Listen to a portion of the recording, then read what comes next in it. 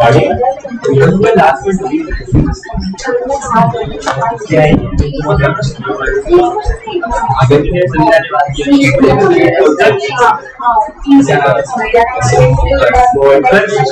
Ji,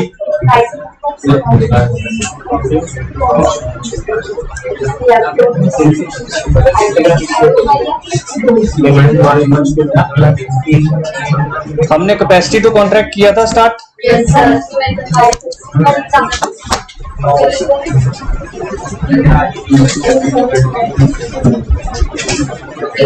one of the major essential element था, और जब हम आए कैपेसिटी में तो हमने इसको 3 पार्ट में डिवाइड किया था। क्या क्या?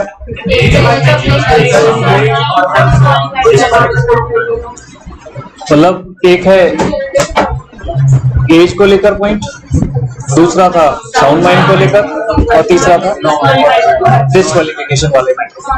ये सबको क्लियर है? पीछे क्लियर है? Yes sir.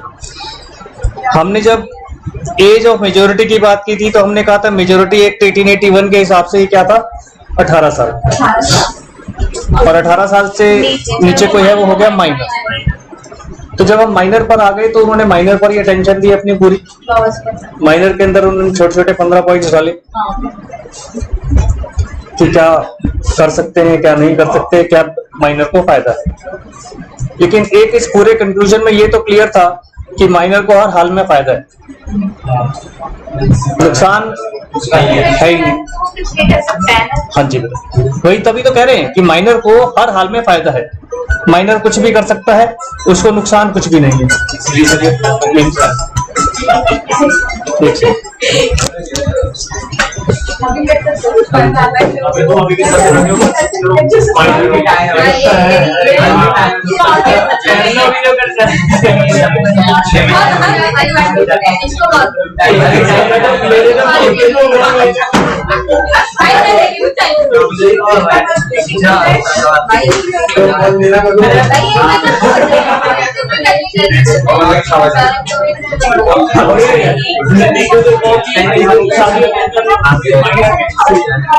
नहीं मानी जाएगी।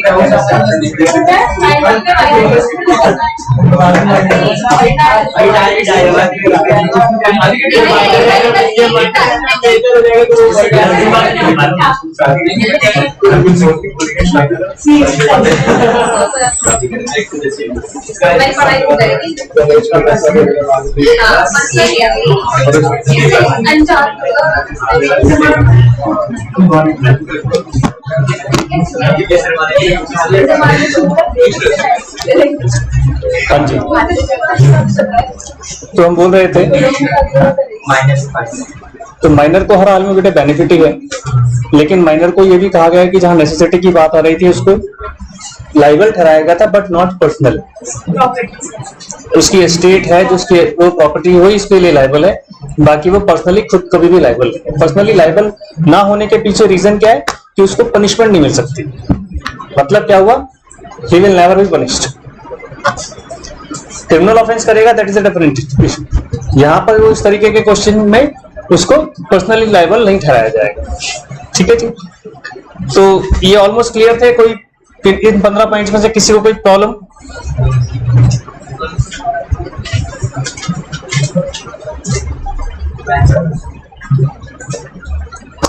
सेकंड नंबर पे आता है साउंड माइंड। एक्चुअली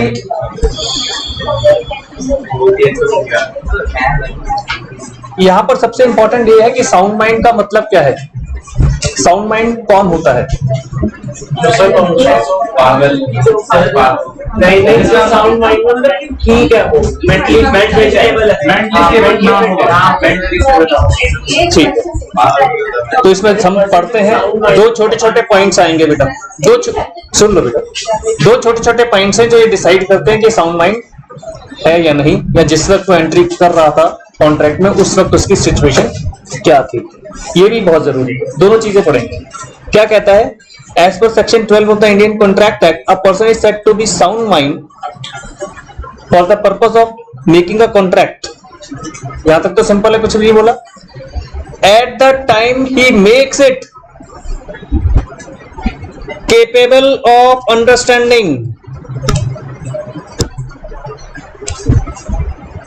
इट, यानी जिस कॉन्ट्रैक्ट में वो एंटर करने जा रहा है उसको वो समझने लायक हो, capable of understanding it and of forming a rational judgement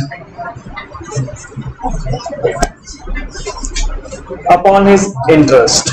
rational judgement उसके करनी आनी चाहिए। दो चीजें ध्यान रखनी है, यानी वो एक तो कैपेबल हो और दूसरा रैशनल जजमेंट लेने लायक हो। तो लिखिए इसके बारे में हेडिंग डालकर, साउंड माइंड लिखकर, person of sound mind, bracket में लिखो सेक्शन 12, सेक्शन 12 ए। मैं पूरी स्टेटमेंट नहीं लिखवा रहा हूं, पूरी स्टेटमेंट तो वही है।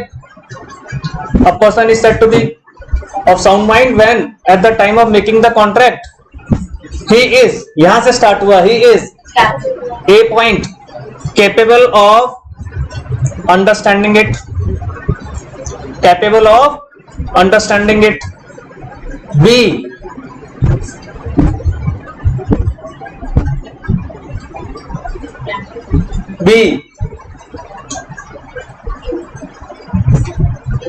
able to make rational judgment, able to make rational judgment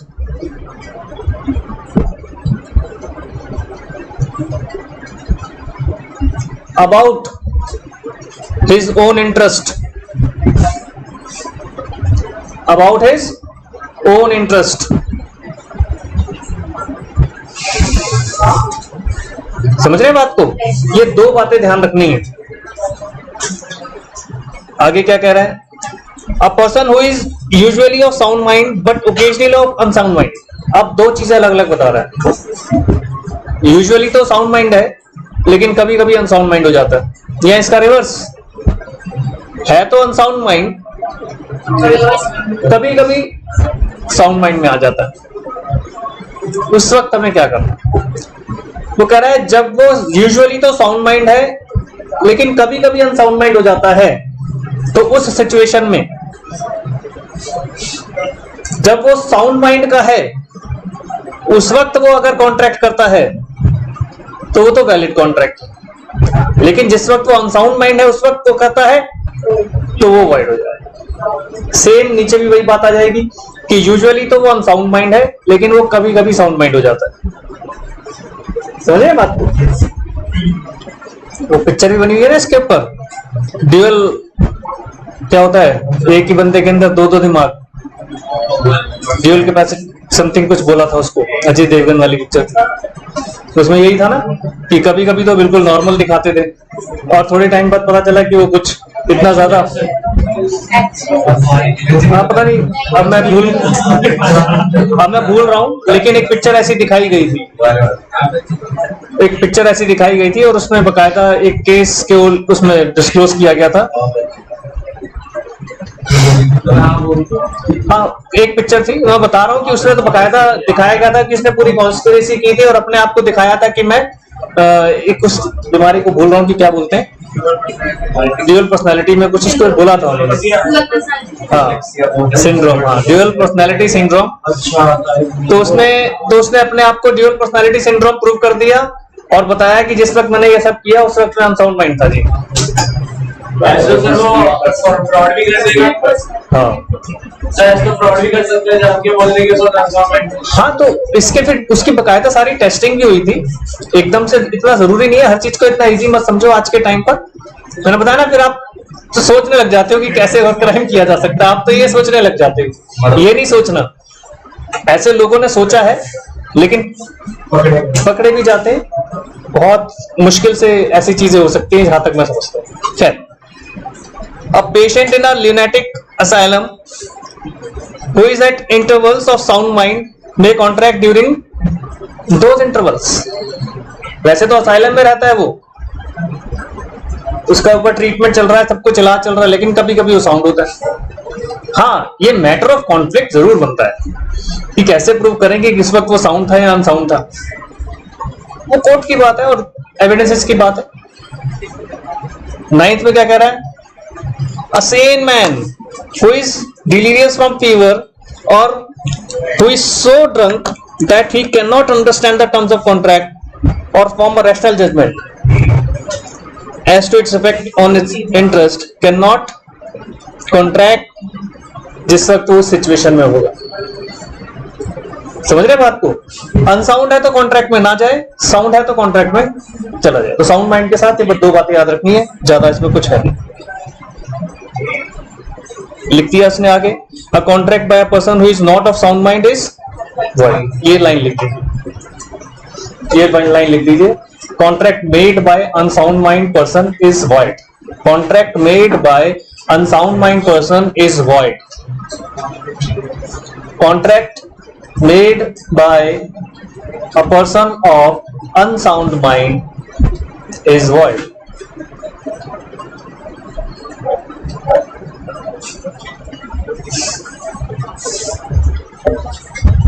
दो जबरदस्ती की स्टेटमेंट्स बनाई फिर क्या? Person who is personally of unsound mind, occasionally of sound mind, to may make a contract when he is of sound mind. और उसमें कह रहा है person who is usually of sound mind but occasionally of unsound mind may not make a contract when he is of unsound mind. एक ही जैसी statement बार बार लिख दी तो कोई इसमें वो वाली बात नहीं। आ जाओ जी, इसका C part, disqualified person. Disqualified person, हाँ डिसक्वालिफाइड पर्सन, क्योंकि मैं ब्रीफ करता जा रहा हूं ना, जब पूरा पैराग्राफ लिखने की जरूरत नहीं, 2 पॉइंट्स में आपको अनसाउंड माइंड समझ में आ गया। अब इसमें भी 2-3 लाइन पॉइंट्स लिखेंगे, उसमें आपको समझ में आ जाएगा। डिसक्वालिफाइड पर्सन कौन होते हैं? पहला लिख लीजिए, foreign सॉवरेन्स,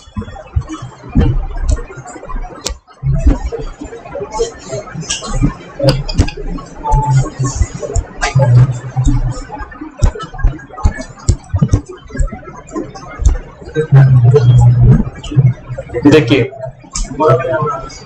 foreign sovereigns and ambassadors,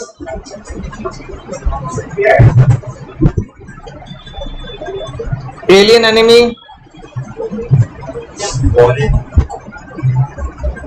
क्या हुआ? ये आ गया ना।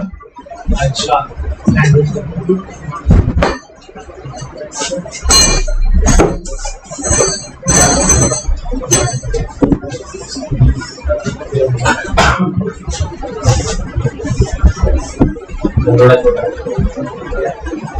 फिर एम्बेसडर्स,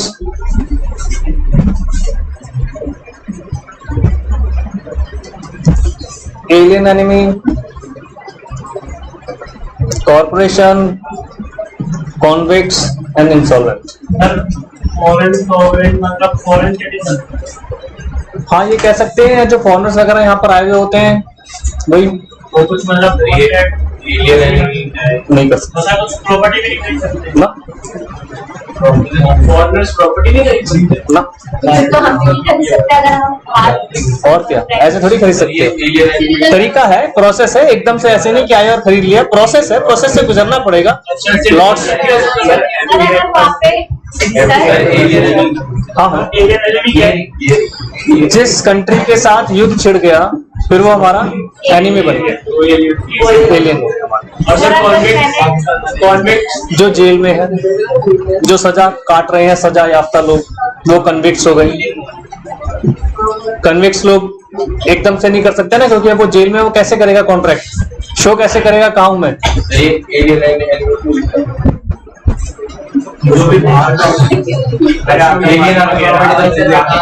कोई नहीं ऐसा, जो एनिमी कंट्रीज होती हैं उसके साथ ये वर्ड यूज कर जाते हैं।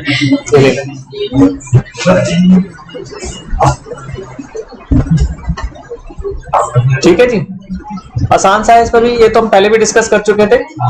इनके ऊपर बेटे जो फॉरेनर्स होते हैं, इनके ऊपर रिस्ट्रिक्शंस लगी होती हैं, उन रिस्ट्रिक्शंस को उन्हें रिमूव करना पड़ता है, फिर कर सकते हैं। एकदम से नहीं कि कोई बंदा यूएस से यहाँ घूमने आया, उसका दिल कर रहा है कि चलो एक यहाँ पे लैंड खरीद के छोड़ जाते हैं, अगली बार आकर आ जाए, ऐसा इतना आसान काम नहीं है। इन्वेस्टमेंट के हाँ खैर, certain procedure is over there, ऐसे नहीं, आपको परमिशन लेनी पड़ती है, आरबीआई के अपने रूल्स एंड नॉर्म्स हैं, उन नॉर्म्स के अकॉर्डिंग चलना पड़ता है।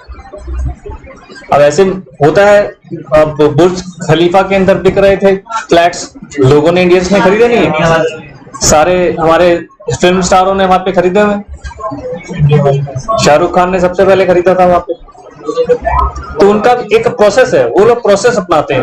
अब आपको दुबई में दिल कर रहा है कि मैं बिजनेस स्टार्ट कर दूं, तो क्या आप स्टार्ट कर सकते हो? You can't start.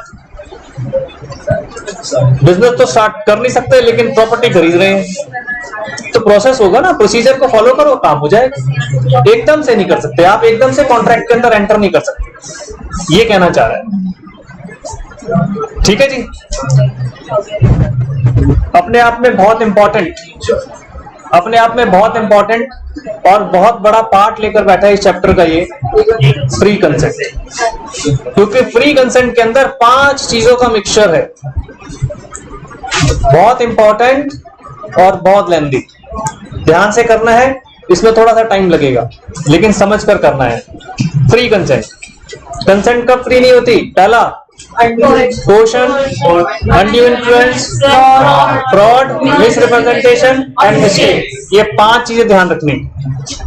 मिस्टेक को छोड़कर पहले 4 में वॉइडेबल है, मिस्टेक में वॉइड, ये हमें ध्यान रखना।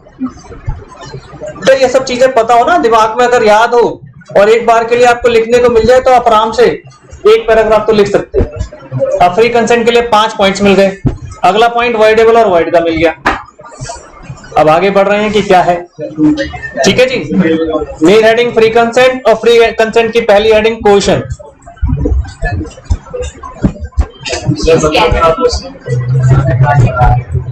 फ्री कंसेंट की पहली हेडिंग क्वेश्चन बताऊंगा, वही जो पीछे ऊपर के हैं चैप्टर, वो भी डिस्कस करेंगे, पैराग्राफ डोंट वरी। अगर आप इसको देखेंगे ना, जो मैंने बोला उसी को बार बार मैं घुमा घुमा कर बोला है। कह रहे 2 parties या 2 persons are said to be consent when they are agree upon the same thing in the same sense। हमने फ्री और कंसेंट 2 चीजें पढ़ी थी। मैंने कहा था एक होता है कंसेंट और दूसरा होता है फ्री कंसेंट। कंसेंट का मतलब क्या होता है कि जैसा मैं सोच रहा हूं वैसा भी आप ही सोच रहे हैं, टुवर्ड्स अ कॉन्ट्रैक्ट। कॉन्ट्रैक्ट को लेकर बात कर रहे हैं कि जैसा मैं सोच रहा हूं वैसा ही आप सोच रहे हैं। मैंने आपसे कहा कि मेरी कार खरीद लीजिए, अब मैंने आपके दिमाग में एक पॉइंट डाला कि मेरी कार खरीद लीजिए 2 लाख रुपए की। अब जब आप भी वैसा सोचोगे कि मुझे सर की कार खरीदनी है 2 लाख रुपए की, जब हम दोनों ने एक जैसा सोचा, ऑब्वियसली सोचेंगे तो रेसिप्रोकेट बिहेवियर में ना, मैं बेचने की सोचूंगा तो आप खरीदने की सोचेंगे, वो बिहेवियर तो रेसिप्रोकेट होगा। बट जो हमारा कंटेंट है कॉन्ट्रैक्ट का, वो तो सेम होना चाहिए। वो 2 चीजें मेन होती है, एक ऑब्जेक्ट और एक कंसिडरेशन।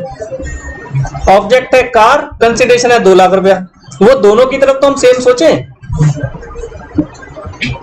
यानी वो तब कब पॉसिबल है जब सेम सेंस में आए। देखो क्या लिख रहा है, agree upon the same thing, यानी object in the same sense. अभी वो ऑब्जेक्ट को लेकर ही चल रहा है कि जैसा मैं चाह रहा हूं वैसा ही आप सोच रहे। तो फ्री कंसेंट तो क्रॉस ऑफर हो गया ना? नहीं, क्रॉस ऑफर भूल गए क्या होता है बेटा? क्रॉस ऑफर तो दूसरा था कि मैंने कहा कि मैं कार आपको 2 लाख में बेचना चाहता हूं और आपने कहा मैं तो 1.5 लाख की देना चाहता हूं। That was the cross offer. Bargaining कब?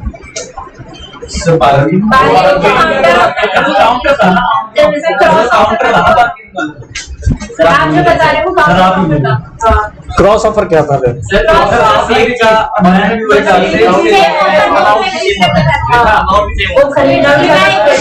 मतलब उसमें अमाउंट सेम होती है लेकिन दोनों की तरफ से ऑफर आती ना। ऑफर, हाँ, ऑफर दोनों की तरफ से होती है, अमाउंट सेम होती है, तो वो भी वो क्रॉस ऑफर है। काउंटर बार्गेनिंग हो गई। इसमें 2 ऑफर नहीं कर रहे, ऑफर एक ही है।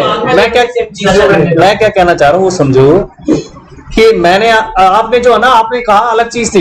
क्रॉस ऑफर में क्या था कि मैंने आपको ऑफर किया और आपने मुझे ऑफर किया, लेकिन हम दोनों नहीं जानते कि हम दोनों ने एक दूसरे को ऑफर किया है। That was the cross offer. हाँ, ये बात ठीक है कि अमाउंट उसमें सेम होता है, लेकिन जो मैं यहां पर बता रहा हूं ये क्रॉस ऑफर नहीं है, ऑफर मैंने ही किया है, आप एक्सेप्ट कर रहे हो। मैंने ऑफर किया ना ना, क्रॉस ऑफर तो फिर दोनों की तरफ से ऑफर आ गए, और वो भी तब कि हम एक दूसरे को जानते ही नहीं। मैंने बताया था वो तो वर्बली सामने सामने तो हो ही नहीं सकता ना, वो कैसे हो सकता है। ठीक है, अब क्या कह रहा है इस क्वेश्चन में, समझ गए? सेम सेंस और सेम थिंग, तो फ्री कंसेंट के ब्रैकेट में लिख लीजिए same thing and same sense, जिससे आपको याद रहेगा। फ्री कंसेंट के ब्रैकेट में लिख लीजिए सेम थिंग सेम सेंस।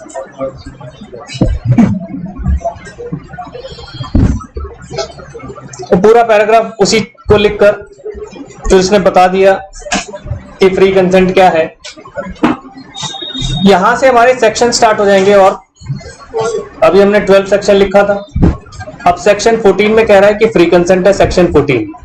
और सेक्शन 14 ने हमें आगे डिफाइन किया कि कोर्शन हम पढ़ेंगे सेक्शन 15 में, अनड्यू इन्फ्लुएंस पढ़ेंगे 16 में, 17 में पढ़ेंगे फ्रॉड, 18 में मिस रिप्रेजेंटेशन, यहां पर 19 आगे आएगा, 20, 21, 22 में मिस्टेक आ जाएगी। इस तरह से हमें याद रखें, ठीक है जी।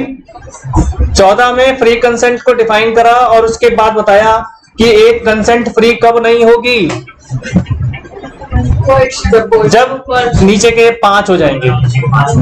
फ्री कंसेंट में इतना बताया, सेम थिंग सेम सेंस, और इनसे प्रभावित ना हो, नीचे की 5 चीजों से अफेक्टेड ना हो, तो वो है हमारा सेक्शन 14। तो फ्री कंसेंट के ब्रैकेट में सेक्शन 14 भी लिख लीजिए। अब नीचे लिखिए क्वेश्चन सेक्शन 15।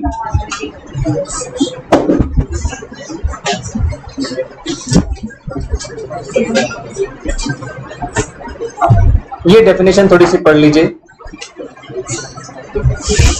जैसे कंसीडरेशन की पढ़ी थी ना हमने, इसी तरह से इसकी थोड़ी सी डेफिनेशन एक्स्ट्राऑर्डिनरी टाइप की है। देखिए क्या कहता है पहले। क्वेश्चन इज द कमिटिंग और threatening to commit any act forbidden by IPC, Indian penal code. Penal code है जहां पर सजा मिलती है। वो कह रहा है वो कोई भी एक्ट जो इंडियन पीनल कोड में फॉरबिड है और आप वही कर रहे हो, और द अनलॉफुल डिटेनिंग और threatening to detain any property to the prejudice of any person whatever with the intention causing any person to enter into an agreement। थोड़ी सी टेढ़ी है, इसको याद करना थोड़ा सा टफ होगा, आई नो, लेकिन इसको ब्रेक कर करके आपने याद करना है। ठीक है जी, फिर से एक बार पढ़ रहे हैं, अभी लिखने की इससे जरूरत नहीं है, लेकिन इसे पहले याद करना फिर लिखना। क्या कह रहा है, पढ़ो जरा। क्वेश्चन इज द कमिटिंग और थ्रेटनिंग टू कमिट। एक होता है कि क्वेश्चन क्या है, एक तो मैं कुछ कर रहा हूं या फिर मैं करने की धमकी दे रहा हूं, और वो क्या कर रहा हूं, any act forbidden by Indian penal code.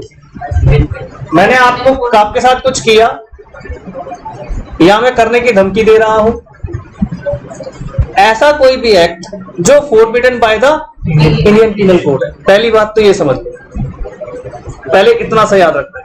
क्या है, फिर से समझ ले। क्वेश्चन क्या है, इज द कमिटिंग और threatening to commit any act forbidden by the Indian penal code. Indian penal code आपका क्या है, आईपीसी इसको बोलते हैं हम लोग, और ये होता है जहां पर सजाएं दी जाती है। ठीक है जी। और the unlawful detaining, unlawful detaining, detaining क्या था,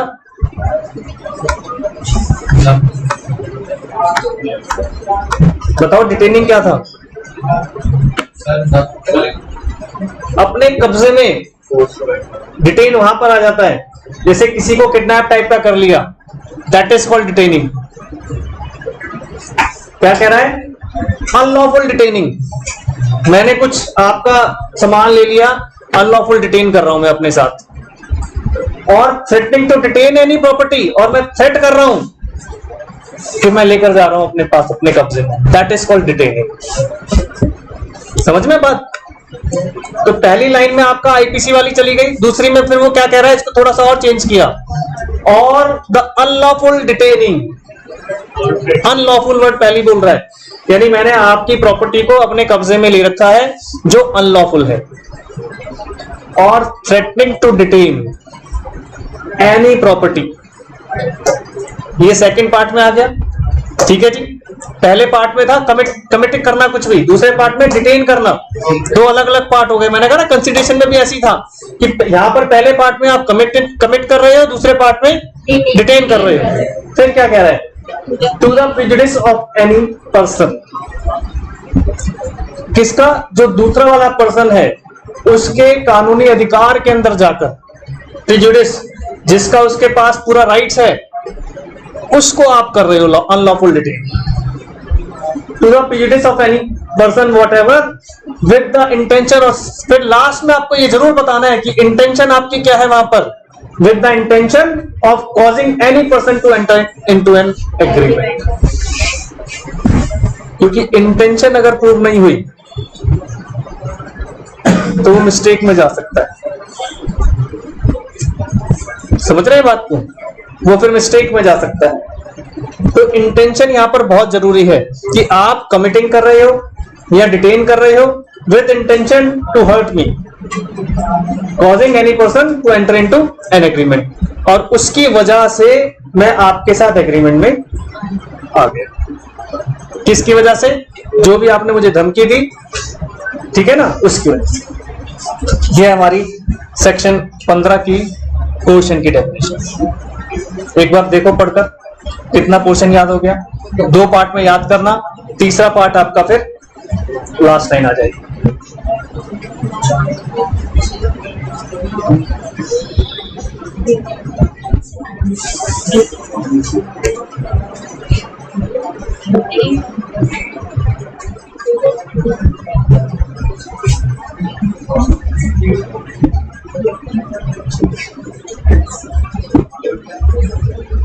ठीक है जी, हो गई याद सबको? कितना परसेंट हो गई? आधी तो हो गई। चलो ठीक है, अच्छी बात। बताओ बेटा, ये दो पार्ट में चला। क्वेश्चन बेसिकली क्या है, धमकी। अब अपने दिमाग में इमेज बनाओ, ये है धमकी। कोई इंसान आपको धमकी देकर आपसे कहता है इस कॉन्ट्रैक्ट में एंटर करो, ये हो रहा है इसमें। अब इसको कन्वर्ट करो डेफिनेशन। वो आपको क्या कर रहा है, धमकी दे रहा है, तो या तो कमिटिंग कर रहा है वो, या फिर थ्रेटन टू कमिट। जो आपके साथ वो एक्ट कर रहा है, जो एक्ट कर रहा है उसके अंदर क्या हो गया, तो आपके साथ पहले से ऐसा एक्ट वो कमिट कर रहा है जो फॉरबिडन बाय आईपीसी है, या फिर आपको करने की धमकी दे रहा है। दो चीजें हो गई, कमिटिंग एक्ट या थ्रेटन टू कमिट एक्ट। ध्यान से देखो ना, कमिटिंग है फिर थ्रेटन टू कमिट है। कमिटिंग एक एक्ट या फिर और threaten to commit such act, क्या है वो, forbidden by Indian penal code. ये पहला पार्ट हो गया। दूसरा, अब यहां पर धमकी हो गया कि पहले तो गन पॉइंट पर धमकी दे दी, या फिर दूसरा उसके साथ वो क्या कर रहा है, उस धमकी में क्या कर रहा है, वो आपकी कोई प्रॉपर्टी आपसे छीन के ले जा रहा है। मेरी कार की चाबी गनपट्टी पे रखी, कार की चाबी दो, मैंने दे दी। अब मेरी कार चला के ले गए भाई साहब, डिटेन कर लिया उसने मेरी प्रॉपर्टी को। तो वही लिख रहा है डिटेनिंग और threaten to detain any property. जैसे कमिटिंग और थ्रेटन टू कमिट था, वैसे डिटेनिंग और थ्रेटन टू डिटेन हो गया। दो पार्ट में चली। Got it? फिर क्या कह रहा है, to prejudice of any other person. मेरे अधिकार क्षेत्र से ले रहा है, वो मुझसे ले रहा है। फिर उसकी इंटेंशन क्या है कि अब इस कॉन्ट्रैक्ट में आप आ जाओ, साइन कर यहां पर। अब मुझसे साइन करा लिए गन पॉइंट पर। ठीक है जी, बहुत इजी है, बस चीजों को समझना है, पिक्चराइज करना है कि क्या हो रहा है। लॉ बड़ा आराम से दिमाग में सेट हो जाता है।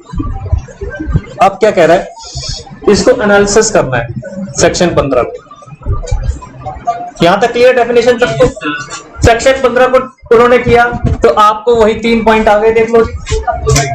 जो मैंने बोला वही 3 पॉइंट है, उन्हीं 3 का समेशन करके डेफिनेशन बनी और उसी डेफिनेशन को 3 पार्ट में डिवाइड कर दिया। पहला कमिटिंग और थ्रेटनिंग टू कमिट, दूसरा डिटेनिंग और सेट टू डिटेन, तीसरा विद द इंटेंशन कि भैया इस एग्रीमेंट पर साइन। आसान है। अब चौथा इसमें क्या कह रहा है, ये 3 तो पॉइंट ही थे, चौथा उसने उसको और क्या बोला, it is to be noted that, ये पॉइंट भी समझ लीजिए, पहले 3 पॉइंट तो एनालिसिस हो गए हमारी डेफिनेशन के, चौथा पॉइंट क्या कह रहा है, whether the Indian Penal Code is or is not in force at place where the question is, हमने लिखा तो है forbidden by IPC, लेकिन अगर यही काम मान लीजिए भारत के किसी ऐसे क्षेत्र में है जहां पर वो आईपीसी अभी एप्लीकेबल नहीं हो रहा, इमेजिन, वैसे तो सब जगह एप्लीकेबल है, लेकिन उन्होंने अपनी तरफ से क्लैरिफिकेशन दी कि कल को कोई बच्चा ये सवाल ना उठा दे कि आपने तो आईपीसी बोला था, अब जहां आईपीसी नहीं है तो वहां क्या करेंगे, तो कह रहा वहां भी लगेगा, वहां भी ये क्वेश्चन ही कहलाएगा, वहां आईपीसी नहीं है लेकिन कहलाएगा, बट ऐसा पॉसिबल नहीं है, इंडिया के हर क्षेत्र में आईपीसी है पहले, लेकिन होता था कुछ एक जगहों पर लिखा होता था सब्जेक्ट टू, इस जगह नहीं होगा उस जगह नहीं होगा, जैसे कश्मीर में बहुत है ना, पहले कश्मीर में अलग रूल बने, बट अब ऐसा कुछ नहीं है, आप सेफर साइड में, अब वैसे शायद ये हो सकता है पॉइंट हट जाए अगली बार। अब इफेक्ट्स ऑफ कोर्शन क्या होगा, धमकी तो समझ में आ गई, जब धमकी समझ में आ गई तो इसके इफेक्ट भी समझ में आ गए। इफेक्ट कैसे, क्या कह रहा है, contract induced by coercion voidable at the option of the person whose consent was affected due to coercion, जिसकी कंसेंट जबरदस्ती ली गई है उसके पार्ट पर voidable है। सर voidable क्यों, ये सीधा void ही क्यों नहीं हो जाता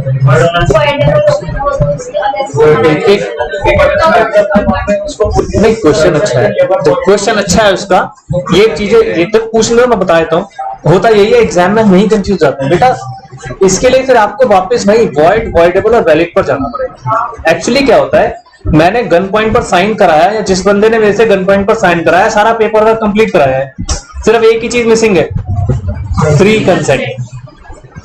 वो कैसे पता चलेगी जज को, जब मैं बताऊंगा, अगर मैं नहीं बता रहा तो वैलिड है। भाई आपके साथ गलत हुआ है, अब आप यहाँ कमरे में बैठे हो, पिछले 2 घंटे से यहाँ बैठे हो, मान लो 1 घंटे पहले आपकी किसी से झगड़ा हुआ हो, हाउ डू आई नो, आप मुझे बताओगे, मान लो मैं कोई पुलिस में हूं तो आप मुझे बताओगे, पुलिस तभी तो जानेगी। पुलिस क्या कहती है, आप लोग कहते हो अरे देखो सर सामने कुछ हो रहा है, पुलिस कहती है हाँ हो रहा है पता है, जब तक कंप्लेंट नहीं होगी जज को मैं कैसे बताऊंगा, जज को मैं कैसे बताऊंगा, पुलिस वाला इसलिए थोड़ा सा शांत बैठ जाता, नहीं एक्शन ले सकता है, उसको भी राइट्स है, अगर उसके सामने कुछ गलत हो रहा है तो एक्शन ले ले, लेकिन मैं एक एग्जांपल दे रहा हूँ, लेकिन हर जगह तो आपके सामने पॉसिबल नहीं है ना, बैठा हो, हम यहाँ बैठे हैं, बाहर कहाँ है पुलिस वाला, नहीं है ना, पुलिस वाला है, हो भी नहीं सकता हर वक्त हर जगह मौजूद, तो आपकी कंसेंट फ्री नहीं है, वो तो आप ही की बताने की जिम्मेदारी रखी गई है ना, आपको इतना तो रिस्पॉन्स देना पड़ेगा ना अथॉरिटीज को जाकर कि मेरे साथ गलत हुआ, समझ रहे बात। अब मेरा एक क्लाइंट का मालवीय नगर में जो पिक्चर हॉल है, कौन सा पीवीआर, उसका झगड़ा हुआ आपस में, फैमिली झगड़ा था, हस्बैंड वाइफ का आपस में झगड़ा हो गया, मार पिटाई हो गई, उसका जबड़ा तोड़ दिया पूरा, वाइफ के बॉयफ्रेंड ने, कितना खुश है, कितना खुश हो रहा है, खुशी तो चरम सीमा पर पहुंच गई। मतलब मैं अगर ऐसे जितनी मर्जी कहानी सुना दो तो खुश होता रहेगा। तो झगड़ा हुआ, कंप्लेंट होनी चाहिए थी, जबड़ा टूटा है, एम्स गया है, स्टिचेस लगे थे अंदर, सब कुछ हुआ है, एक्सरे वगैरह सब कुछ हुआ है, सीटी स्कैन भी हुआ था, जबड़ा टूटा है, 2 जगह फ्रैक्चर निकले, लेकिन पुलिस कंप्लेंट हो गई, केस ही एफआईआर नहीं बनी, 2 महीने हो गए, 2 महीने हो गए एफआईआर नहीं बनी। अब मान लो FIR नहीं हो रही और जो बेचारा विक्टिम है वो चुपचाप घर बैठ जाए। सर बेचारा विक्टिम तो अरे वो कॉन्विक्ट हुआ ना, जिसने तोड़ा और जिसके टूटा वो विक्टिम है। उस बेचारे ने घर में पड़ा है, पुलिस के चक्कर थोड़ी काटेगा।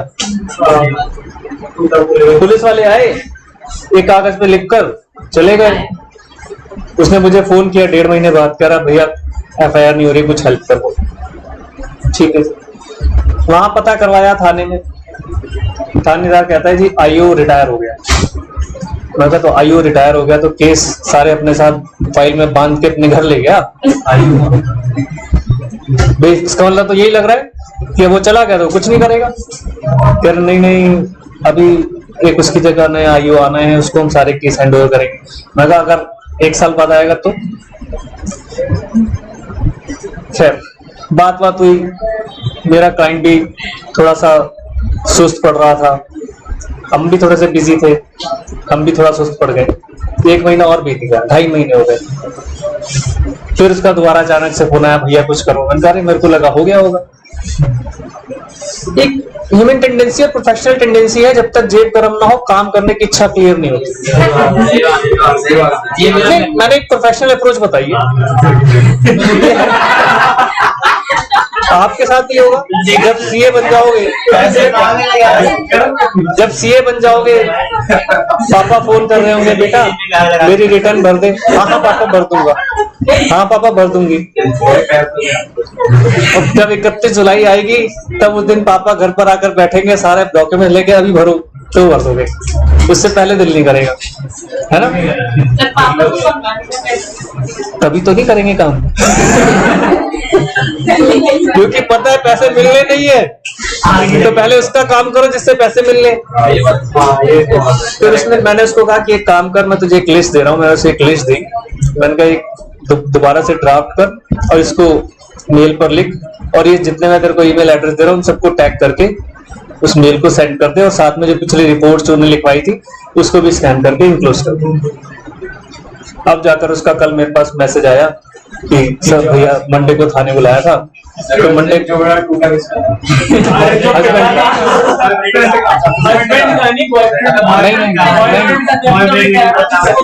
हस्बैंड का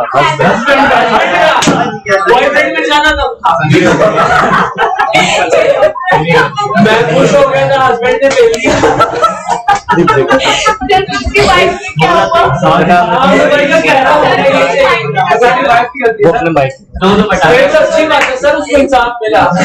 अभी मिलेगा अभी तो कंप्लेंट लॉन्च हुई है, अभी FIR में कन्वर्ट होगी, फिर मैटर कोर्ट आएगा, तब जाकर होगा। अभी वो जैसे भी क्रॉस ऑफर बता रहे ना, ऐसी क्रॉस कंप्लेंट्स होती हैं। तब तक तो लड़ने के लिए झगड़ा भी सही हो जाएगा।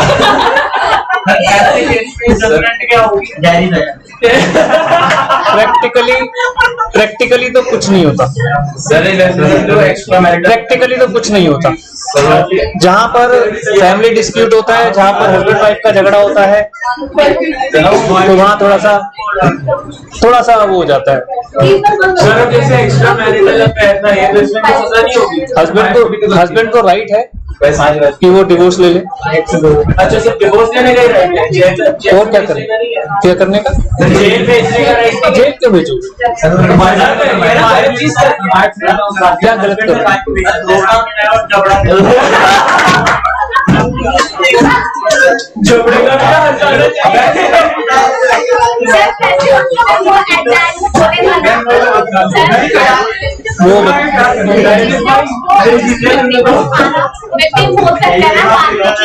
वो पनिशमेंट हो सकती है, उसको वो पनिशमेंट हो सकती है, but that is the matter of trial.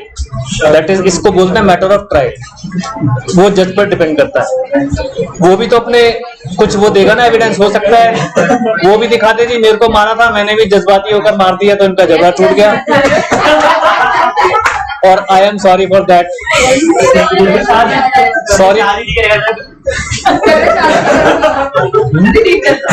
वो कह रहे हैं अब ये शादी नहीं करेगा सर बंदा। वैसे आज के टाइम में लड़के करते हैं ना ऐसा। क्लास लड़की लड़के ज्यादा करते हैं। देखो ये कॉम्प्लिकेटेड स्टेटमेंट्स होती हैं, कॉन्फ्लिक्टेड स्टेटमेंट्स होती हैं, ऐसे स्टेटमेंट नहीं देनी चाहिए। हर सोसाइटी में हर इंसान गलत हो सकता है, हर इंसान ठीक हो सकता है। ऐसा कोई रैशनल जजमेंट नहीं है कि ये सारे क्राइम मेल करता है या सारे क्राइम फीमेल करती है, ऐसा कुछ नहीं। आप न्यूज पता नहीं देखते हो कि नहीं देखते हो। अभी न्यूज में देख रहा था रायपुर की एक लड़की माइनर अंडर एज थी, वो बाइक चला रही थी, उसने हॉर्न मारा आगे वाले को, उसने साइड नहीं दी और मैडम को गुस्सा आ गया, वो निकाला, चाकू निकाला और सीधा चलते हुए उसका गला काट दिया।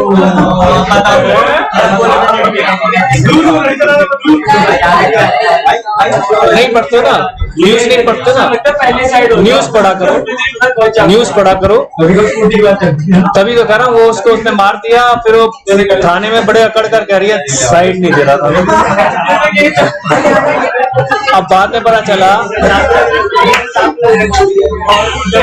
छोटा किया करो ना चीजों, बाद में पता चला कि वो बेचारा गूंगा बहरा था, उसको पता ही नहीं चला। हॉर्न जो गूंगा बहरा नहीं चला सकता, उनको लाइसेंस मिलता है, उसके कुछ होती है, पूरे टेक्निकली कुछ देखते हैं तब लाइसेंस मिलता है, तो कायदा लाइसेंस इशू होता है। हमारी कॉलोनी में भी एक रहता है। अब हमें तो सबको पता है कि हॉर्न हम जब मारते हैं तो उसे सुनाई नहीं देता, तो हम तो चुप रहते हैं, अदरवाइज उसको भी नहीं पता चलता कोई हॉर्न मार रहा होता है। इसीलिए वो साइड में 2 मिरर्स लगाए जाते हैं कि फिर उन लोगों को बार बार उनको कंसल्ट करना है। हाँ जी बेटा, तो उसने जो मैं बता रहा था, अब आई बात, वॉइडेबल हो गया। अब बात समझ में आ गई वॉइडेबल क्यों है। तो वॉइडेबल सिर्फ इसलिए है क्योंकि फ्री कंसेंट नहीं थी, बस, और कोई बात नहीं। अगर आप चुप रहोगे तो वैलिड है, आप कोर्ट जाओगे तो वॉइड हो जाएगा, तब वॉइड हो जाएगा, यानी voidable at the option of the victim, agreed party. Second क्या कहता है, देखो पढ़े, as a consequence of the rescission of voidable contract, the party residing a void contract should,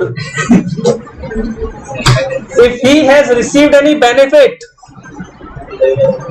ये पीछे एक क्वेश्चन पूछा था बच्चे ने, उसका आंसर आ रहा है। मैं तभी कहता हूँ आपके दिमाग में कोई क्वेश्चन आते हैं उनको रखो, मेरे सामने भी रखो, आंसर मिलेंगे। जो पार्टी कॉन्ट्रैक्ट को रिसाइंड कर रही है, यानी खत्म कर रही है, और खत्म कौन करेगा, ऑब्वियसली वही जो एग्रीड पार्टी है, और उसने कोई बेनिफिट ले रखा है पहले से, thereunder from the other party to the contract, restore आराम से लिख दिया, लेकिन बहुत इंपॉर्टेंट चीज है, restore such benefit so far as may be applicable to the person from whom it was received। यानी मैंने गन पॉइंट पर साइन तो करा लिए और उसने मेरी जेब में 20,000 रुपए डाल दिए 2 लाख की बजाय, और मैं कोर्ट पहुंच गया, मैंने कॉन्ट्रैक्ट खत्म करने की बात की, तो मुझे 20,000 भी वापस करने पड़े, क्योंकि मेरे को उसका एक बेनिफिट तो मिला हुआ है ना। उसको जो सजा मिलनी है वो अलग चीज है, उससे इसका कोई मतलब नहीं, वो तो एक केस अलग चलेगा, ये मत सोचना कि वो केस नहीं चलेगा, वो अलग है, वो आईपीसी की धारा लग गई, इसमें मेंशन भी कर दिया कि आईपीसी की इन्वॉल्वमेंट हो गई है। अभी कॉन्ट्रैक्ट की बात हो रही है, कॉन्ट्रैक्ट तो रिजाइंड हो गया, कॉन्ट्रैक्ट रिजाइंड होते ही आपको जो बेनिफिट मिला है वो वापिस करना होगा। उसको कार ले गया था, वो कार वापिस करो, ठीक है जी, वो नहीं मना कर सकते। थर्ड पार्ट क्या है, a person to whom money has been paid और anything delivered under question must pay to return it. बात दोबारा वही चीज करती है, गेटिंग दिस पॉइंट। ये क्या है, इफेक्ट्स ऑफ क्वेश्चन। एग्जाम्पल 10 एक बार पढ़ लीजिए, कोई आवाज नहीं करेंगे, पढ़ लीजिए।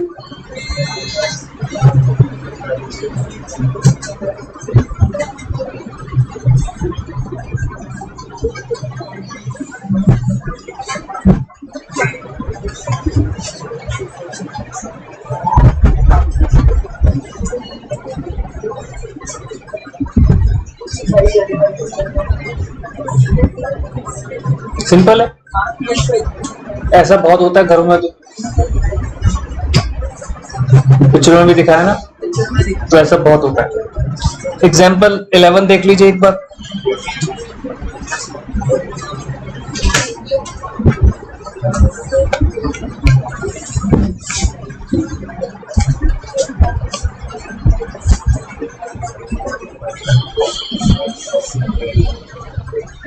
तो मेरे ख्याल से क्वेश्चन क्लियर है। सेकंड में क्या हुआ है बता सकते हैं?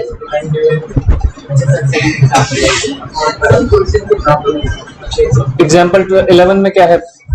उसने कहा भाई निकाल दिया अपने मैनेजर को, मैनेजर साहब अकाउंट लेकर भाग गए, अकाउंट से लेकर भाग गए सारे। तो क्या कह रहा है? The contract was under question by unlawful detaining of the principles property. तो कह रहा है पहले मेरी तनख्वाह दो तब मैं आपके अकाउंट वापिस करूँ। तो कह रहा दोनों चीजें अलग है, आप जो है अकाउंट लेकर नहीं जा सकते, आपको तनख्वाह नहीं मिली उसके लिए आप केस करो, आप ऐसे नहीं कर सकते, थ्रेट नहीं कर सकते, समझ रहे बात? ये नहीं कर सकते। Undue interest. आ जाओ जी नेक्स्ट। हाँ अच्छा तो लिख लो, फिर लिखो क्वेश्चन की हेडिंग लिखो।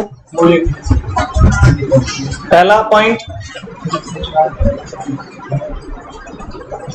फिर मैं पूरा नहीं लिखा रहा। पहला पॉइंट है committing oblique threatening to commit. दूसरा point detaining oblique threatening to detain. और तीसरा पॉइंट इंटेंशन। ये ध्यान रखते हैं। चौथा पॉइंट वॉइडेबल। चौथा पॉइंट हो गया एक तरीके से वॉइडेबल लिखते हैं। जो इफेक्ट्स लिख रहे थे वॉइडेबल लिख लीजिए। वॉइडेबल के बाद कॉमा लिख लीजिए, कॉमा डालकर लिख लीजिए क्या था? Benefit if contract rescind benefits will be returned. If contract resigned, benefit will be returned. Contract resigned, benefits will be returned. Brief कर दिया कि कॉन्ट्रैक्ट खत्म किया तो बेनिफिट्स वापस करने पड़ेंगे दोनों पार्टी को। लिखो जी undue influence, section 16। Undue influence, मैंने क्या बताया था? अनड्यू इन्फ्लुएंस क्या होता है? आपके पेरेंट्स आपके ऊपर एक अनड्यू इन्फ्लुएंस लगा सकते हैं क्योंकि आप उनके प्रेशर में चल सकते हैं। आपके टीचर्स भी कर सकते हैं ऐसा। मैं एडवोकेट हूं जब, तो मेरे क्लाइंट के ऊपर मेरा जोर कई बार चल जाता है, डॉक्टर का पेशेंट के ऊपर चल जाता है। जो सुपीरियर अथॉरिटी है किसी भी ऑफिस में, चाहे सरकारी हो चाहे प्राइवेट हो, उसका भी अपने से सबऑर्डिनेट्स के ऊपर चल जाता है। ये जो चीजें हैं ये अनड्यू इन्फ्लुएंस के लिए बताई जाती है कि अनड्यू इन्फ्लुएंस कहां पर दिख सकता है। ठीक है जी। और मजे की बात यह है कि प्रूफ भी उसी को करना है जो अनड्यू इन्फ्लुएंस यूज कर रहा है कि आपने नहीं किया। यानी जहां ऐसी अथॉरिटी, जहां ऐसी रिलेशनशिप दिख रही है, मैं मानूंगा, जज मानेगा कि आपने अनड्यू एडवांटेज लिया है। आपने नहीं लिया तो प्रूव करो। इतना बड़ा पॉइंट है, समझ रहे हैं? आपने मान लो अनड्यू एडवांटेज आपने नहीं उठाया, इसका प्रूफ करो, नहीं तो जज मानेगा। मान लो मैंने ऐसा बोल दिया कि मेरे स्कूल के प्रिंसिपल ने मेरे ऊपर जोर डाला तो मैंने साइन कर दिया। जब आएगी सिचुएशन तो जज साहब पूछेंगे प्रिंसिपल साहब से, आपने साइन करवाए थे जबरदस्ती? तो यार नहीं, प्रूव करो। तो नॉर्मली आप कभी देखते होंगे स्कूल्स में क्या होता था कि जब भी ऐसी कोई सिचुएशन होती थी तो प्रिंसिपल अपने साथ एक एक दो दो टीचर और बुला लेता, तू भी आ जा, तू भी आ जा, तू भी आ जा, फिर बैठकर बात करते। अकेले में कभी कुछ नहीं होता, कभी भी अकेले में कोई ऐसा डिसीजन नहीं लेते वो जो उन पर भारी पड़ जाए। बुलाकर दो तीन सीनियर टीचर्स बुला लेते हैं, समझ रहे हैं, या फिर रिटर्न कंप्लेंट करेंगे, एक टीचर से रिटर्न कंप्लेंट करवाएंगे, फिर उसी तरीके से प्रोसेस चलेगी। तो ये चीज बता रहा हूं कि अनड्यू जो इन्फ्लुएंस है वो कितना ज्यादा भयंकर पड़ जाता है ऐसी सिचुएशन, क्योंकि प्रूव उसी को करना है कि मैंने तो ऐसा कुछ नहीं किया। ठीक है जी, क्या कह रहा है, इसको पढ़े, ये तो आसान सी डेफिनेशन है, इसमें कोई खास ऐसा नहीं है। सेक्शन 16 क्या कह रहा है, a contract is set to be induced by undue influence. Normally जब ऐसी तरह की डेफिनेशन होती है तो इंड्यूस्ड वर्ड यूज करते हैं लोग, इंड्यूस मींस इंस्पायर्ड, ठीक है जी। Induced by undue influence where the relations, ध्यान से देखना, इसको भी ब्रीफ करेंगे, where the relations subsisting between the parties, या तो दो पार्टीज के बीच में कोई रिलेशन है, are as such that one of the party is in a position to dominate, इस तरह की रिलेशनशिप है कि एक पार्टी दूसरी पार्टी को डोमिनेट कर सकती है। यानी एक तरफ तो आ गया रिलेशन, और दूसरा रिलेशन भी कैसा, जहां पर one party can dominate the other, dominate the will of the other, and he uses that position to obtain the unfair advantage over the other। तीन चीजें आ गई, पहला रिलेशन, आप दिखाएंगे कि कुछ क्लोज रिलेशन, प्रिंसिपल टीचर का क्लोज रिलेशन बन जाता है, डायरेक्ट रिलेशन है, रोज देखते हैं एक दूसरे को मिलते हैं। क्लाइंट एडवोकेट का बन जाता है, डॉक्टर क्लाइंट का बन जाता है, और फादर के साथ बच्चों का बन जाता है ना। तो इस तरह के रिलेशंस, तो लिखे undue influence section 60 A part, relationship subsisting, बस इतना ही लिखना, relationship subsisting, relationship subsisting. B part, one party in position to dominate, one party in position to dominate other। C part,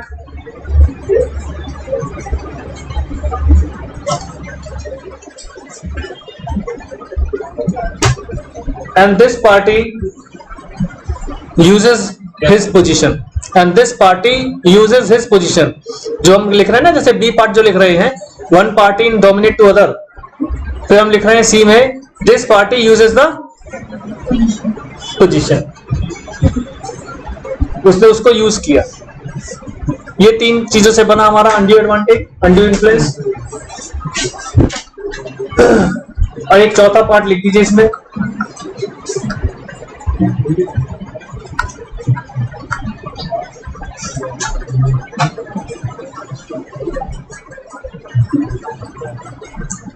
will of other party must be influenced by the first one। ये भी आना चाहिए कि वो भी influenced हुआ उस चीज से। मैंने तो अनड्यू एडवांटेज लेने की कोशिश की है, बट वो भी उस प्रेशर में आया, ये भी जरूरी है। फर्स्ट वन, फर्स्ट पार्टी कर दो।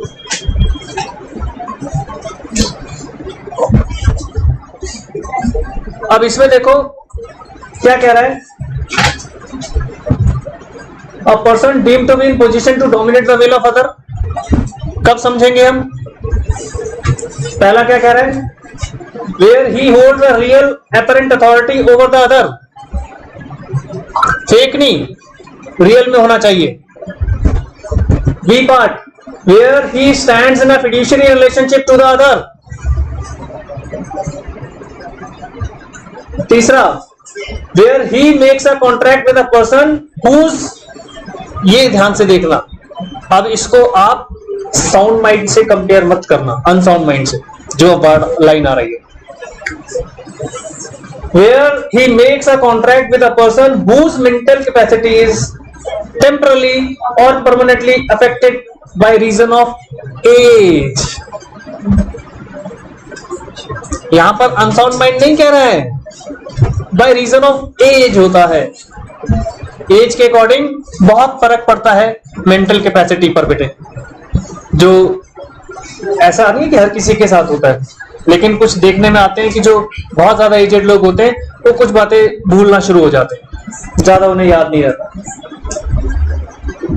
कभी आप गए हो तो शादी ब्याह में ऐसा होता है, वो बुलाकर बताया जाता है ये है जी, ये है, ये है, अच्छा अच्छा अच्छा, जबकि वो सब कुछ उन्हें मिले बहुत पहले भी होते हैं, लेकिन उस वक्त तो भूल चुके होते हैं, तो उनको सिर्फ याद दिलाया जाता है। फिर क्या कह रहा है, एज या फिर इलनेस। इलनेस बहुत बड़ा इफेक्ट डालती है मेमोरी के ऊपर, क्योंकि जब कोई इंसान बीमार होता है फिर उसके ऊपर मेडिकेशन का एक असर रहता है। कुछ बीमारियां ऐसी हैं जहां पर बहुत हाई डोज मेडिसिन दी जाती हैं, जिसकी वजह से जो मेंटल जो स्टॉक है वो घट जाता है, रिड्यूस हो जाता है। जितना भी मेमोरी में होता है उसका कुछ परसेंट एनीवन कैन लॉस्ट। जैसे आप देखते होंगे फिल्म इंडस्ट्री में काफी दिखाते हैं, लोगों को कैंसर हुआ, फिर वो लोग थेरेपी के लिए जाते हैं, तो जो कैंसर की थेरेपीज है वो इतनी हार्मफुल और इतनी स्ट्रांग होती हैं कि यूजुअली जब वो मेडिसिन उनको इनटेक की जाती है पूरी बॉडी को वो वॉश कर देती है अंदर से। वॉश मतलब वास्तव में वॉश हो रहा होता है। आपने सुना भी होगा, देखा भी होगा, जो में दिखाते हैं कि हेयर्स तक उनके सारे हेयर फॉल्स जाते हैं, आईब्रोज और सब कुछ खत्म, सर के बाल, ये बॉडी के सारे सब कुछ एकदम से एलियन टाइप की शक्ल हो जाती है इसी वजह से। अब उसमें क्या आ रहा है कि अब मान लीजिए वो बंदा, उसको कीमोथेरेपी चल रही थी, मैं एक एग्जांपल दे रहा हूं, तो उस वक्त आप उसके साथ जाते हैं कॉन्ट्रैक्ट करने कि साहब आपको, आप बीमार हैं, क्या भरोसा है आपका, ये प्रॉपर्टी बेचो। बहुत सारे लोग होते हैं ना ऐसे कि भाई अब कुछ नहीं बचा तो प्रॉपर्टी बेचो। आप पहुंच गए, आप जान पहचान के थे, किसी तरीके की रिलेशनशिप में थे, किसी भी तरीके की, मान लो कोई दूर के अंकल लगते हैं या कुछ भी हो सकता है, आपने उनको ब्रेन वॉश किया। अब मेंटली वो इतना ज्यादा स्ट्रांग थे नहीं, समझ ही नहीं पा रहे थे कुछ, उनको तो एक ही चीज पता थी, बीमार है, ट्रीटमेंट कराना है, पैसे चाहिए, बीमार है, ट्रीटमेंट कराना है, पैसे चाहिए। उन्होंने कहा हाँ जी, आपने पैसे रखे, उन्होंने साइन कर दिया, तो उसमें समझा जाएगा कि he is being affected. Undue influence ये लगा कि आप, हो सकता है ये तब दिखती है चीजें जब आप उनको प्रॉपरली उतने पैसे ना दे रहे हैं। अगर कोई चीज 60 लाख की है और आप 60 की बजाय 61 लाख दे रहे हैं या 55 लाख भी दे रहे हैं तो चल जाता है, लेकिन 60 लाख की चीज के बदले में आप मान लो सिर्फ 20 लाख दे रहे हो, तब तो क्वेश्चन उठ सकता है ना। ये चीज एज, इलनेस और मेंटल और बॉडीली डिस्ट्रेस। मेंटल का मतलब यहां पर क्या था, मेंटल और बॉडीली डिस्ट्रेस। मेंटली डिस्ट्रेस है आप, दिमागी थके हुए, पागल नहीं, मेंटल मतलब पागल नहीं होता, कह रहे हैं मेंटल डिस्ट्रेस है या बॉडीली डिस्ट्रेस हो सकते हैं आप। ये एक एक इंपॉर्टेंट इसलिए बता रहा हूं बेटे कि जब आपके पास एग्जांपल आएगा तो वो सिंपल लिख देगा मेंटल डिस्ट्रेस, आपको ऐसा तो पढ़ा ही नहीं था कहीं, ये मेंटल डिस्ट्रेस कहां से आ गया, आप उसको ले जाओगे साउंड माइंड में, आप सेक्शन 15 लगा दोगे। नहीं क्या था साउंड माइंड का, देखो 12 है, 12 सेक्शन 12 है, आपने सेक्शन 12 लगा दिया और आप दिखा रहे हो जबकि आ किसमें रहा था, वो सेक्शन 16 में। इसलिए मैंने आपको बताया है ये बड़ा माइन्यूट सा कंपैरिजन है। अब क्या कह रहे हैं, तो कितनी चीजें आ गई कि आप इफेक्ट हो रहा है एज से, इलनेस से, या मेंटल डिस्ट्रेस या बॉडीली डिस्ट्रेस से। अब उसका एग्जांपल दे रहा है, an old illiterate person, old illiterate person अभी भी होते हैं, इलिटरेट पर्सन अभी भी बहुत ज्यादा मासूम टाइप के होते हैं। ऑल तो बड़ा मुश्किल है, मिलना मुश्किल होता है, मुझे तो नहीं मिले, लेकिन सुना है मैंने कि होते हैं कुछ लोग बहुत मासूम होते हैं जो डिसीजन नहीं ले पाते, सुना है मैंने कि ऐसा होता है। तो उन लोगों की बात हो रही है, ठीक है? Point clear? तो लिखे जरा नेक्स्ट पॉइंट इसी के अंदर, हु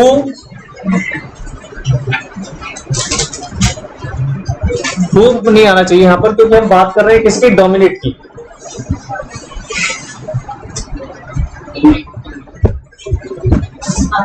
लिखिए how one can dominate the will of other, ये लिखेंगे how one can dominate the will of other. Point है, हाँ पॉइंट है, उसको नीचे इसी को, ये भी तो बहुत इंपॉर्टेंट हो गया ना, क्योंकि इसके अंदर यही बताना बहुत जरूरी है डेफिनेशन के बाद कि आपने डोमिनेट कैसे किया सामने वाले की विल को। How one can dominate the will of other. A part,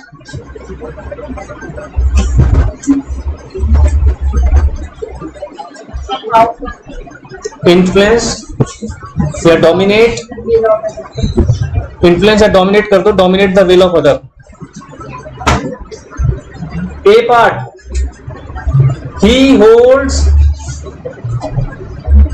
real oblique apparent authority over the other. He hold real oblique apparent authority over the other.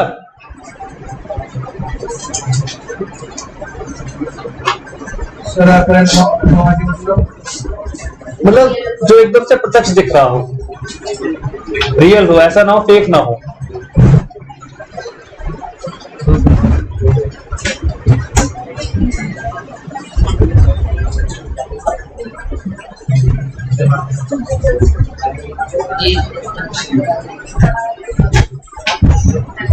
ठीक है जी। B, he stands in a fiduciary relationship to other, fiduciary relationship to other। जैसे आप भी जानते होंगे कि कई बार, अब आप बड़े हो गए हैं, आज से 2-3 साल पहले जब आप कहीं जाते होंगे किसी के साथ, अपने रिलेटिव्स के साथ जाते होंगे, तो आपके पेरेंट्स भी कहते होंगे कि इसका ख्याल रखिएगा, आपके साथ जा रहा है जा रही है, प्लीज ख्याल रखिएगा। नहीं, ख्याल रखने का मतलब ये नहीं होता कि खो जाएंगे, ख्याल रखने का मतलब है कि आप कोई ऐसा एक्ट ना कर पाए कि जो बाद में नुकसानदायक हो, है ना? हाँ हाँ बिल्कुल ठीक कह रहा है। अब ऐसे आपने भी सुना होगा कि वो आज से कुछ साल पहले एक वीडियो आया था कि पूरी फैमिली झरने में बैठी हुई थी, सूखा हुआ झरना था और पीछे से पानी आया बहुत सारा, वो हंसो मत, बहुत दुखद था। तो पूरी फैमिली बह गई उसमें,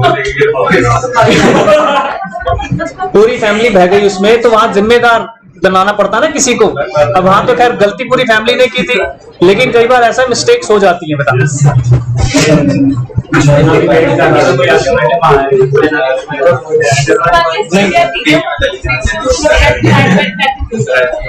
नहीं, क्या होता है बेटा, जो सूखी नदी होती है ना, उसमें भी नीचे रॉक्स होती हैं, तो वो जाकर आगे जाकर एक रॉक पर बैठ गए थोड़ी सी, तो पीछे से डैम खोल दिया गया। डैम पानी को कंट्रोल करता है। तो जब डैम खोला गया तो पानी इतनी स्पीड से आया, दे कुडंट हैव इवन इतना कि टाइम कि वो बाहर आ पाए। तो सारे देखते देखते, मतलब उसका पूरा वीडियो बन रहा था, देखते देखते 4 लोग थे, चारों के चारों बह गए। तो सर जो वीडियो बना रहे बचा नहीं सकता बेटे, अब मुझे तैरना नहीं आता, मैं कैसे बचाऊं? और हम वो वीडियो बना रहा था उसकी, कि जैसे लोग अपने बना रहे होते हैं साइड सीन की,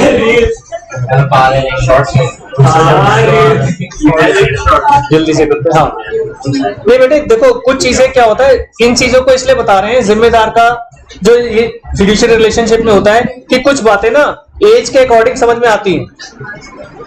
वन ऑफ माई स्टूडेंट रात को 12 बजे अपने एक फ्रेंड को बर्थडे विश करने गया।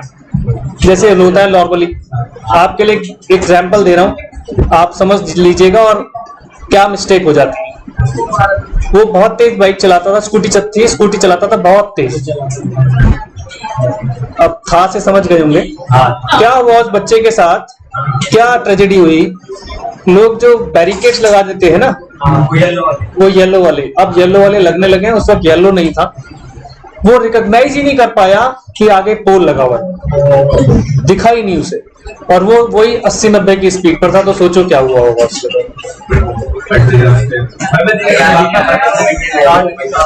मेरा 11th क्लास का स्टूडेंट था, हमारे लिए बड़ा दुखद रहा, और मतलब मैं देख कर दंग रह गया, तो सुन के दंग रह गया। और जो हुआ, तो ये चीजें होती हैं जो आती है कि जब हम समझाते हैं किसी को कि बेटा किसी के साथ ना हो, ये होता है फिड्यूशियरी रिलेशनशिप, कि हम किसी को समझाते हैं कि बेटा ऐसा नहीं कर।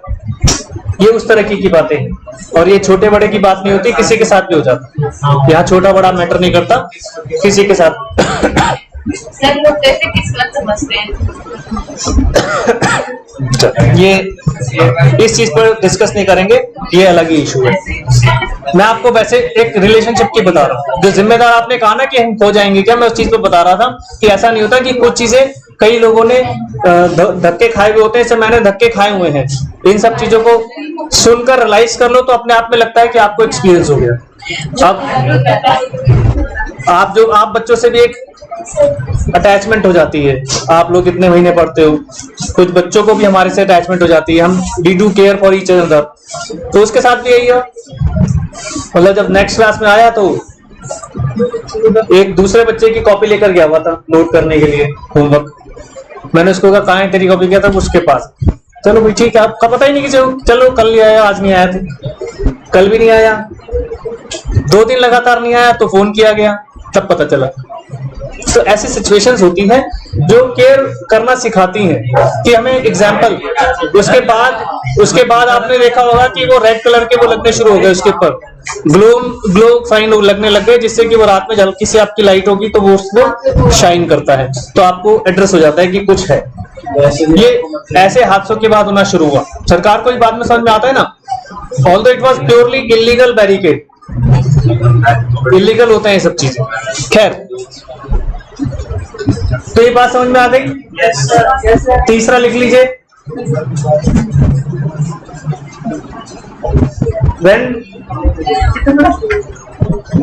when a person whose mental capacity, ये पूरा लिखना है, ये पूरा लिखना है क्योंकि इसी के ऊपर एक क्वेश्चन बन जाएगा और उसी में हम गलती कर जाएंगे। when a person whose mental capacity is temporarily or permanently affected,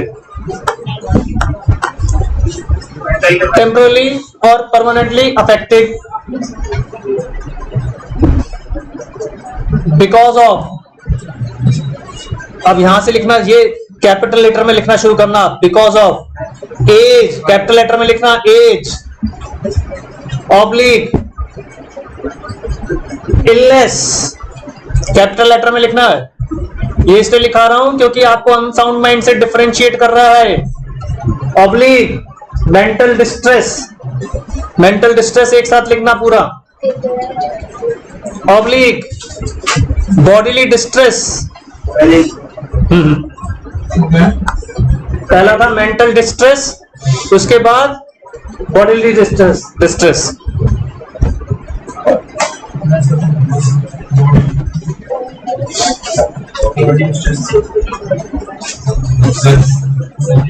बहुत बड़ा है तो उसका मेंटल पे क्या सुनो देखो, एक क्वेश्चन देखो, इनका अच्छा पॉइंट है कि अगर बॉडीली डिस्ट्रेस है तो उसका मेंटल से कैसे रिलेशनशिप हुई। बेटा कभी कभी बॉडी में इतना पेन हो रहा होता है कि आपको समझ में नहीं आ रहा होता कुछ भी,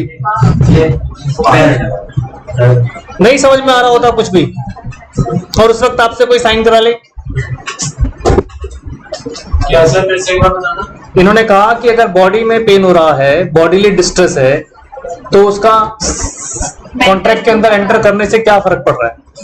मैं बता देता हूं, जैसे मेरी जो क्लास आपके साथ लेट स्टार्ट हुई उसका रीजन 3 मई को मेरी वाइफ को इतना पेन हुआ स्टमक में कि हमें उनको इमरजेंसी में एडमिट कराना पड़ा। ज्वलंत उदाहरण क्यों दे रहा हूं? डॉक्टर पूछता है इनके साथ कौन है, मैंने कहा जी मैं हूं। He is discussing everything with me, not my wife, because वो कैसे लेगी डिसीजन, तो समझेगी कैसे? वो पेन में है, कुछ भी बोल रहे हो, बहुत पेन है, भयंकर सीवियर पेन, तो कैसे होगा?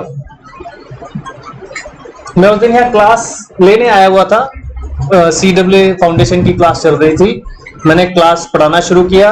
7:30 8 o'clock मेरे पास फोन आ गया मेरे घर से कि हम लोग इमरजेंसी जा रहे हैं, आप सीधा वहीं पहुंच। फिर मैं सीधा इमरजेंसी पहुंचा, डॉक्टर से मैं जो एग्जांपल क्यों बता रहा हूं, देखो आप दिमाग में इमेज बनाओ कि ऐसी सिचुएशन में बॉडी में पेन हो रहा है, लेकिन कंसल्ट किससे किया जा रहा है? उसके अटेंडेंट से, क्योंकि वो डिसीजन लेने लायक नहीं होता, बॉडीली डिस्ट्रेस। और ऐसे टाइम पर किसी कॉन्स्पिरेटर ने, और ऐसे टाइम पर कोई ऐसा बंदा, मान लो मैं ही अपनी वाइफ से साइन कर दिया,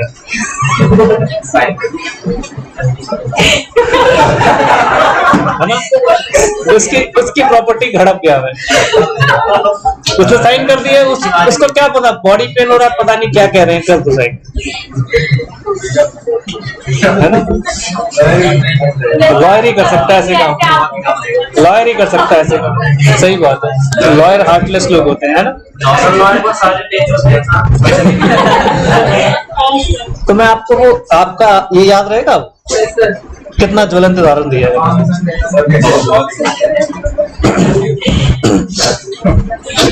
एग्जाम्पल 12 एक बार पढ़ लीजिए बेटा, ये याद रहेगा। अच्छा कंप्लीट का हुआ हो गया ना, बॉडीली डिस्ट्रेस लिख लिया, और ब्रैकेट में आप लिख लीजिए एग्जाम्पल भी दिया है उसने, ओल्ड इलिटरेट पर्सन, उसने खुद एग्जाम्पल दिया है, old illiterate person.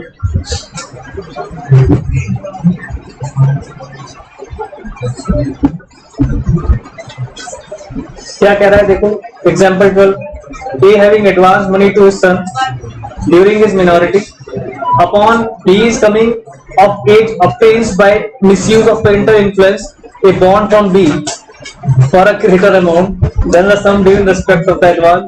A implies anti-influence. Father ने आपको कभी 1 लाख रुपए दिए होंगे जब आप छोटे थे, जैसे ही बड़े हुए आपसे साइन करा लिए, 2 लाख रुपए साइन कर जल्दी से, 2 लाख रुपए दिए थे मैंने, आपने साइन कर दिए, तो कह रहा है एंटी इन्फ्लुएंस दिख रहा है, आपने जो बॉन्ड पर 2 लाख रुपए साइन कराए। बेटा कोर्ट पहुंच गया कि पापा ने ऐसे मेरे साथ गलत किया है, तो कोर्ट कहेगा आपने एंटी इन्फ्लुएंस लगाया, ये चीज बता रहे हो जाता है। फिर कह रहा है 13, a man enfeebled by disease of or age is induced by B's influence over him as his medical attendant। देख लो आ गया एग्जाम्पल, मेडिकल अटेंडेंट था वो उसका,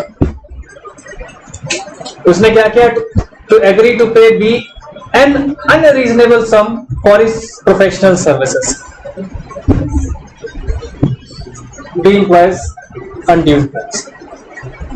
ऐसा कई बार हो जाता है, बहुत रईस फैमिलीज होती है जिनके आगे पीछे कोई नहीं होता, एक अकेला मान लीजिए कोई ओल्ड एज मैन स्ट्रेचर पर है, उसने एक अटेंडेंट हायर किया कि भाई मेरी केयर करो, ठीक है जी, तय हो गया रोज का 1000 रुपया।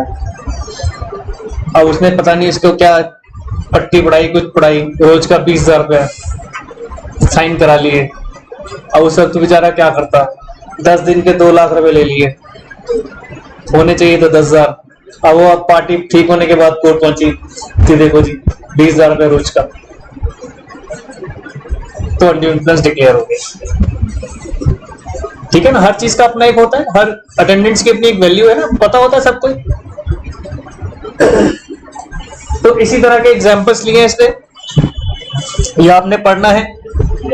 एनालिसिस 16 करेंगे नेक्स्ट क्लास में। कितना है वैसे तो अगर आप देखेंगे ज्यादा बड़ा नहीं है, हाँ वही चीज रही है, apparent authority, fiduciary relationship, mental distress, unconsciousness, तो वही चीजें बिल्कुल आ गई हैं। एक बार थोड़ा सा आप पढ़ लीजिए, नेक्स्ट क्लास में इसको एनालिसिस ऑफ सेक्शन 16 को स्टार्ट करेंगे। ठीक है जी, थैंक यू।